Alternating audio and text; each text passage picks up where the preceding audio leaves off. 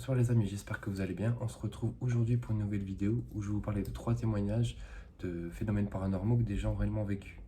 Alors la première histoire parlera en fin de compte de défunts qui viennent rendre visite aux gens qui sont en fin de vie pour un peu les rassurer sur la mort. Le deuxième témoignage parlera en fait d'une fillette qui avait effrayé un couple qui serait occupé de camper dans la forêt. Et le troisième et dernier témoignage sera en fin de compte l'histoire d'un esprit qui sauvera la vie d'une jeune femme.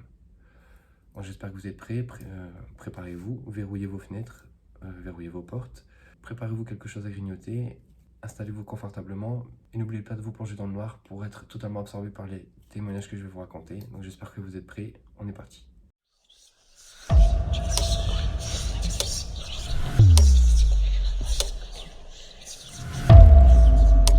Nadie te puede salvar.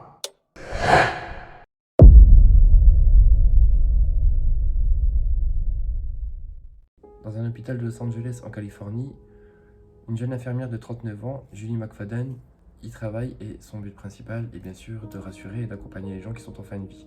Elle en parle même très régulièrement sur son compte TikTok. Elle se rend même très régulièrement dans les chambres de ses patients pour les rassurer et savoir si tout se passe bien. Et au fur et à mesure du temps, elle se rend compte qu'il se passe des choses quand même assez étranges dans les chambres de ses patients.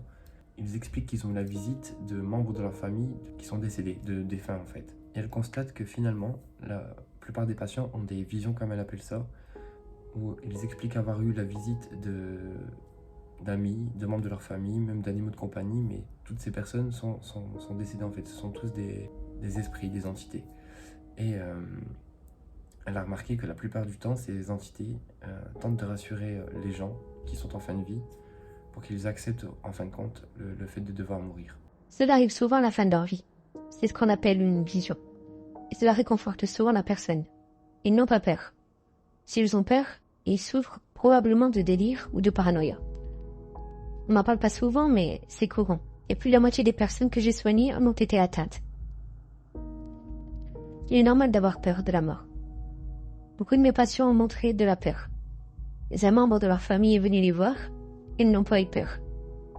Parfois, les patients me disent qu'il y a un être cher qui est venu en rêve, ou d'autres quand ils sont éveillés. Souvent, les gens qui ont vécu cette expérience me disent « Je sais, ça semble dingue. » Ils savent exactement ce qui se passe. Ces découvertes, Julie les partage la plupart du temps sur TikTok, où elle fait découvrir aux gens un petit peu les découvertes qu'elle a faites. Et la plupart de ces vidéos cumulent quand même énormément de vues, près de 400 000 vues, et énormément de commentaires, où bien sûr les gens réagissent et eux aussi expliquent en commentaire qu'ils ont vécu des choses à peu près similaires. Mon père a vu ses frères et sœurs. Ma mère a vu sa sœur. Et mon père. Ma grand-mère a vu son fils avant sa mort. C'est agréable à voir. Quelques jours avant le décès de ma grand-mère, elle a dit à une infirmière que son père l'attendait. Ça réconfortait beaucoup ma mère à ce moment-là. D'autres personnes ont déclaré que les vidéos les avaient rassurés et confortés sur le fait qu'ils devaient accepter le fait de mourir, et surtout ça les avait rassurés sur leur peur de la mort. C'est la principale raison pour laquelle je n'ai pas peur de mourir. J'ai hâte de tous les revoir et être en paix. J'espère que cela m'arrivera et que quelqu'un viendra me chercher. Différentes plateformes ont du coup publié son témoignage qui a suscité énormément de réactions d'autres personnes aussi. Mon adorable père n'arrêtait pas de dire que sa mère était assise au bord de son lit et l'attendait. Je pense que mon père m'attend. Ma tante a vu ses parents avant de mourir. Ma mère a 92 ans. Elle est en bonne santé pour son âge. Et je sais que si elle voit ses parents ou ses frères et sœurs qui sont morts, ce sera son tour. Ma mère était vraiment triste de mourir, même si nous savions tous que l'inévitable allait se produire à cause d'un cancer en phase terminale. Chaque jour pendant plusieurs mois, elle disait « Je ne veux pas mourir ». 2 jours avant sa mort, elle a soudainement dit « Je suis prête à mourir maintenant ». Ce qui a laissé ma partenaire et moi confus et en colère. Elle a dû voir de quoi on parlait car elle a ajouté « Ne soyez pas triste. Ma mère et Skip, son chien d'enfance, m'attendent ». Toute son attitude a changé. Le lendemain, malgré sa douleur, elle a réussi à sourire. Elle semblait paisible. Je lui tenais la main et l'observais jusqu'à son dernier souffle. Quoi que ce soit pour elle, cela lui apportait un tel réconfort, certaines personnes ne comprendront pas.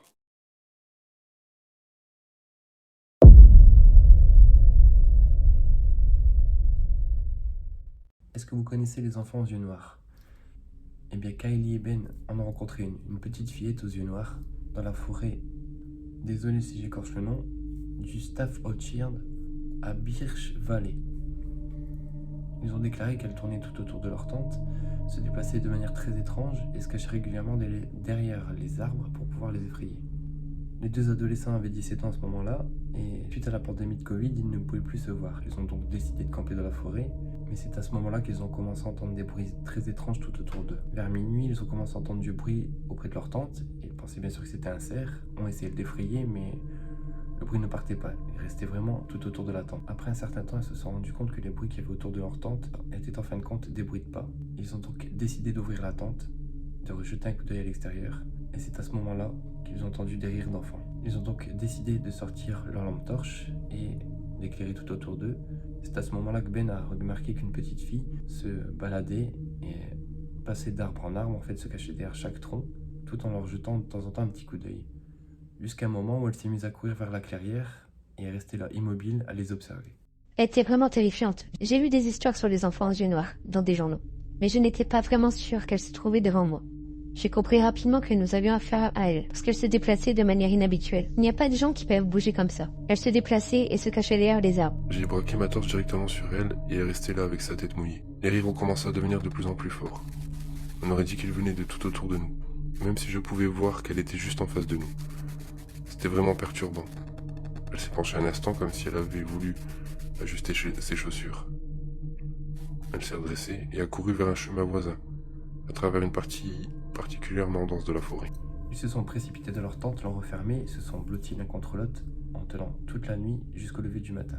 Vers environ 7 heures du matin, ils décident en fin de compte de sortir de la tente, constatent que tout autour de leur tente, il y a des tas de pierres qui sont posées et des morceaux de bois sont suspendus dans les arbres avec des formes étranges. Ben et Kylie décident finalement de rassembler leurs affaires pour partir le plus vite possible en direction de la ville. Et en se dirigeant vers la ville, alors qu'ils avançaient, Kylie a aperçu la petite fille qui se cachait encore derrière les arbres. Elle a aussitôt hurlé et Ben a crié « Laisse-nous tranquilles ». Ils se sont mis à courir vers la voiture, sont montés dedans et ont tout de suite quitté la forêt. Il y avait déjà eu un premier cas d'enfant aux yeux noirs dans la forêt de Cannock Chase dans les années 80.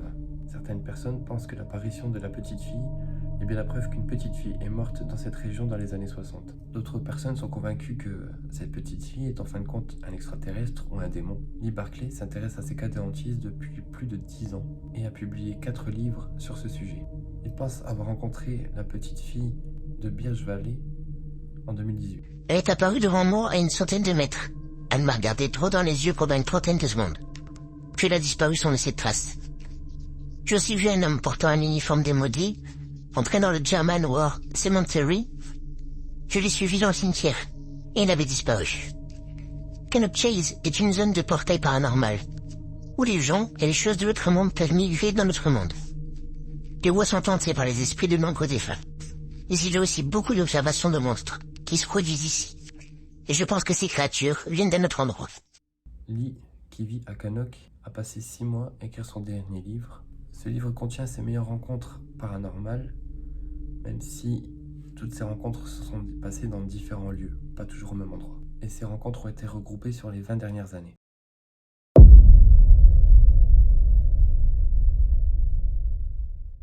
Le 4 novembre 2020, à Fort Collins, au Colorado, une jeune éducatrice de 25 ans a été retrouvée poignardée à 16 reprises par son ex-petit ami, Jonathan Crossley. Ils s'étaient rencontrés 2 ans auparavant parce qu'ils travaillaient tous les deux dans un camp de vacances pour enfants. Au début de leur relation, tout se passait très bien, mais très vite, lui en demandait plus. Il voulait que la relation aille beaucoup plus loin, sauf qu'elle ne voulait pas. Elle voulait, dès le début, en fait, avait été très claire avec lui et lui avait dit qu'elle ne penserait pas que la relation durerait vraiment très longtemps. Au fur et à mesure du temps, finalement, ils se disputent régulièrement et même très souvent. Elle décide donc de mettre fin à leur relation, mais lui ne l'accepte pas. Il la relance très régulièrement, il lui ramène du chocolat, il lui ramène des fleurs et il lui laisse très souvent des messages sur son répondeur. Mais il persiste malgré tout alors qu'elle lui fait comprendre qu'elle préfère en rester là. Cela va durer quand même pendant quelques mois, jusqu'à un moment où il va décider en fin de compte de stopper et d'arrêter de l'harceler comme ça régulièrement. Elle pensait finalement qu'il avait compris et qu'ils allaient en rester là. Le 3 novembre 2020, elle ne savait pas qu'il était déjà chez elle, qu'il l'attendait déjà depuis à peu près 6 heures. Il avait prévu tout ce qu'il fallait avec lui, il avait prévu un sac à dos avec de la nourriture, des livres et de l'eau. Il attendait patiemment caché chez elle. Quand j'étais en train de travailler, j'ai remarqué que la porte du foncier était ouverte. Je trouve ça bizarre, mais sans plus. J'ai fermé la porte sans y réfléchir. Il est finalement caché dans le vide sanitaire. Elle ne le sait pas, elle descend à la cave pour voir son lapin. Et pendant qu'elle descend, elle entend un drôle de bruit derrière elle. Elle se retourne à ce moment-là et lui saute dessus et tente de l'étrangler. Elle se débat comme elle peut en lui mettant des coups de coude et des coups de genoux. On m'a poussé en bas des escaliers et mon doigt a heurté le sol. Il m'a attrapé à la nuque et m'a frappé 5 ou 6 fois contre le mur. Après ça, il a sorti son couteau avec une lame de 10 centimètres. Il m'a bloqué. Vous me paraissez trop ralenti. Je lui ai demandé d'arrêter de me frapper, mais je n'ai pas réussi. J'ai essayé de prendre sa tête. J'ai essayé de faire attention à ce que je lui disais. Je l'appelais par son prénom, mais il semblait tellement détaché. Finalement, elle s'est dit que la seule solution était de le tuer lui, donc elle a décidé d'essayer d'attraper la lame qu'il tenait, mais finalement c'est elle qui a reçu un coup de couteau. C'est à ce moment-là qu'elle a décidé de trouver une autre solution. Elle a tenté d'appeler de l'aide par le biais de Siri sur son téléphone et aussi par son enceinte Amazon. À ce moment-là, elle s'est dit que c'est lui qui allait la tuer, donc elle a donc décidé de se protéger en mettant les bras le long de son corps pour se protéger au maximum, autant qu'elle le pouvait. Il m'a poignardé une dernière fois. J'ai reçu un coup le plus profond sur ma clavicule droite. Il a finalement endommagé mon poumon. Comme j'ai découvert plus tard, je s'est vite arrêté. Il m'a regardé toujours en colère. Le temps s'est qu'on était mort lentement. Je pensais qu'il était resté immobile pendant 5 minutes. Mais en réalité, il m'a regardé pendant environ 10 secondes. Elle l'aperçoit finalement partir par la porte. Elle reste immobile, elle se met à pleurer, à sangloter. Elle s'est très vite rendu compte qu'il ne reviendrait pas, donc elle prend la décision d'essayer de prendre son téléphone pour appeler des secours. C'est à ce moment-là qu'elle se rend compte que son bras gauche est inutile, que la seule solution est d'utiliser les doigts de sa main droite. Elle s'est dit que finalement, il lui restait très peu de chances de survie et qu'elle allait bien sûr y rester, mais quelque chose de bizarre va lui arriver. Plusieurs personnes vont se mettre à apparaître autour d'elle, auprès de la mare de sang dans laquelle elle vit. Et parmi ces personnes, il va y avoir 3 fantômes de ses proches qui vont apparaître. Ma grand-mère paternelle se tenait juste là. Elle se tenait là et me souriait bravement. Je m'ai rien dit. Elle était debout, juste là. C'est clairement là. Donc elle n'était plus. Elle était partie. Sa grand-mère venait tout juste de disparaître et c'est à ce moment-là que sa meilleure amie est apparue. Sa meilleure amie du lycée, Vicky. Elle aussi était là. Comme j'ai dit. Elle avait ce sourire réconfortant sur son visage. Je me sentais tellement heureuse de la voir. Elle s'était suicidée en février 2020. 3 ans plus tard, je suis toujours un pays pour elle. Et c'était comme si on m'avait laissé un peu de temps supplémentaire pour la voir. Même si ça n'a duré que 5 secondes. Mais le temps de voir et d'être à nouveau connu. Le 3e fantôme sera lui beaucoup moins réconfortant car il s'agit en fin de compte de Alyssa Burkett, une femme d'une trentaine d'années de 32 ans qui a été poignardée 1 mois auparavant par son ex-petite amie. Quand je l'ai vue, je n'ai ressenti aucun inconfort. J'ai juste ressenti un sentiment écrasant, d'urgence. Elle était là pour une raison. Elle était là pour me sortir de là. Les autres souriaient et étaient heureuses. Mais quand j'ai vu Alyssa, ses yeux étaient comme exorbités. Elle avait l'air frénétique. C'était urgent. Elle commençait à pousser l'air de ses mains. Et j'ai l'impression que son énergie me traversait. Elle m'a littéralement tiré vers le haut. Je me suis retrouvée assise sur mes fesses. J'ai réussi à attraper mon téléphone. Et j'ai essayé de taper le numéro des urgences. Mes doigts étaient tellement trempés de sang que je ne pouvais rien taper. Le tactile de mon téléphone ne fonctionnait pas. Elle s'est alors souvenue qu'elle pouvait déclencher le mode SOS de son téléphone en utilisant le bouton latéral. Sauf que malheureusement, elle ne pouvait pas utiliser correctement ses doigts. Elle a dû se servir de son nez pour pouvoir appuyer correctement sur les boutons. Et au moment où elle a entendu la sonnerie du téléphone, elle a enfin pu souffler un bon coup et se laisser glisser au sol, en attendant les secours. Quelques heures plus tard, Jonathan, lui, s'est suicidé en sautant d'une falaise. Elle a finalement survécu, a subi énormément d'opérations, mais finalement s'en est très bien sortie. Quelques mois plus tard, elle commence finalement à percevoir des shadow people autour d'elle. J'ai commencé à voir ces silhouettes sombres. Un petit peu je les apercevais du coin d'œil. Ensuite ça empirait. Je les voyais devant moi aussi clairement possible. Toujours des silhouettes humanoïdes. Je les ai vues probablement entre 50 et 100 fois. Elles ne m'ont jamais approché, sauf à un moment précis. La seconde où je m'aperçois de leur présence, ou quand je commence à m'avancer vers elles, elles partent tout simplement. Je pense que je les vois parce que j'ai failli passer de l'autre côté. Parce que j'ai foulé d'amour. Peut-être que ces shadow people sont des gens qui traversent le passage entre les deux mondes. Ils sont au milieu de quelque part. Et c'est peut-être pourquoi je peux les voir. Son expérience l'a amenée à croire encore un peu plus au paranormal, elle y croyait déjà, se doutait très bien que d'après elle, il y avait une vie après la mort, mais ce qui lui est arrivé l'a conforté encore plus dans ce sentiment et elle est persuadée maintenant qu'il y a bien quelque chose après la mort, une vie après la mort ou quelque chose d'étrange, de paranormal. Je ne l'ai certainement pas compris sur le moment, mais je pense que voir Dieu, une de mes personnes préférées dans le monde entier, dans ce moment précis, m'a ouvert les yeux et m'a fait sentir que les gens sont là pour nous, d'une manière que nous ne comprenons pas. Avec le temps, les Shadow People sont de moins en moins présents, elle les verra de moins en moins, et elle décidera finalement de témoigner de son expérience dans un podcast appelé Otherworld. Suite à ce podcast, elle reçoit énormément de commentaires et d'avis des personnes sur ce qu'elle a vécu, mais elle leur répond clairement et leur fait comprendre qu'ils ne peuvent pas savoir ce qui s'est passé tout le temps qu'eux n'étaient pas sur place, et ce n'est pas eux qui l'ont vécu, c'est bien elle.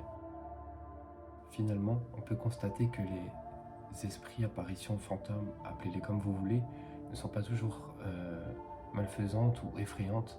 Bien au contraire, elles pourraient par moments se trouver réconfortantes et protectrices. À notre époque, on n'est pas encore capable de savoir ce qu'il y a vraiment comme vie après la mort et sur comment ça se passe une fois qu'on est dans l'au-delà.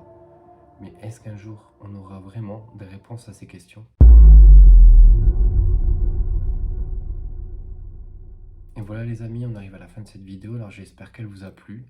N'hésitez pas à me le dire en commentaire, à liker la vidéo, et bien sûr, vous pouvez aussi me contacter sur mes différents réseaux sociaux si vous avez vécu des expériences paranormales et que vous voulez en parler, et qui sait, peut-être qu'on pourra en faire une prochaine vidéo, donc pourquoi pas. Je vous mets en description les différents liens vers mes réseaux sociaux. Pensez aussi à vous abonner pour être au courant des toutes nouvelles vidéos qui vont sortir, et être au courant et à jour des choses que je peux poster ou des vidéos que je vais sortir. Il ne me reste plus qu'à vous souhaiter une bonne nuit et surtout faites très attention à vous car on ne sait jamais ce qui peut se cacher dans l'obscurité.